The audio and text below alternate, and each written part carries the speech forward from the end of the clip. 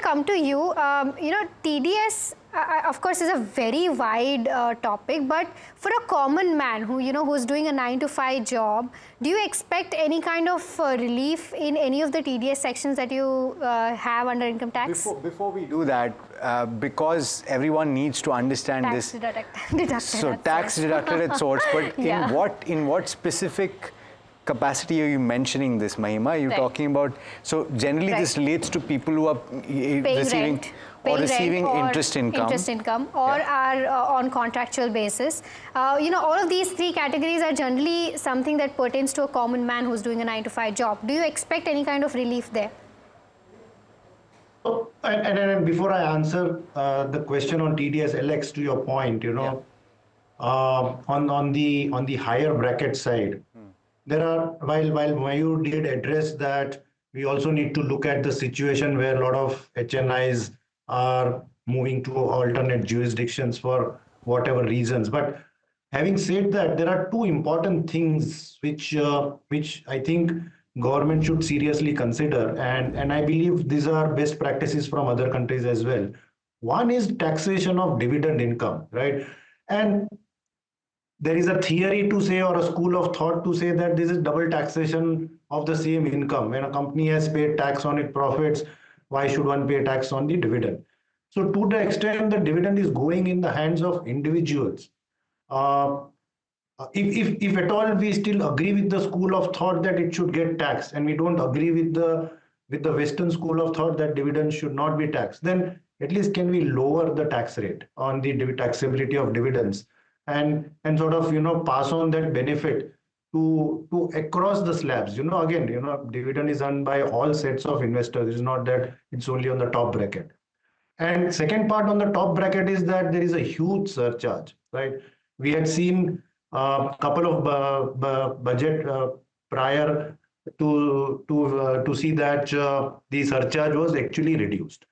Can we reduce this surcharge even further to whatever extent in this budget? So these are the two measures which I believe all the slab rate taxpayers would be looking at, and of course surcharge on the higher slab side as well.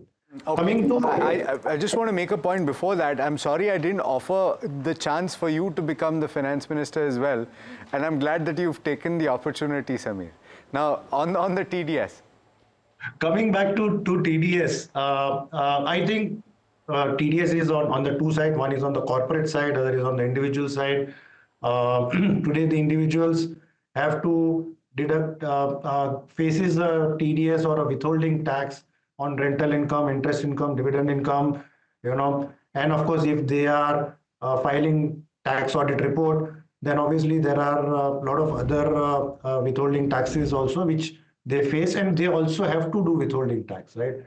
And at least what we hear in the corridors is that, as we saw the whole revamp of capital gains tax in the previous finance bill, there is likely to be a full revamp of the withholding tax provisions, because there are multiple sections for different streams of payments or income. Even if any payment doesn't result into income, it still becomes subject to TDS, because it is on the payment basis, right? So we are likely to see, and of course there are 1% TDS, there is 2%, there is 5%, there is 10%, there is 0.1%. So there are across, all sorts of percentages, and there's a lot of confusion, right?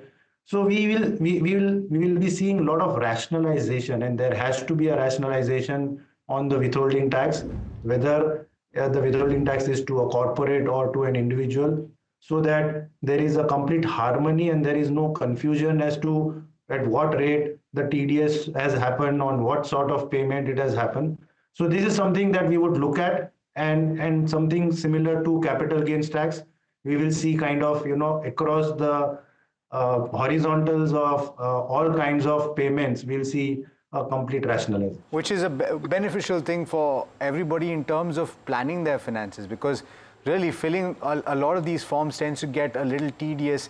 TDS, see how that happened.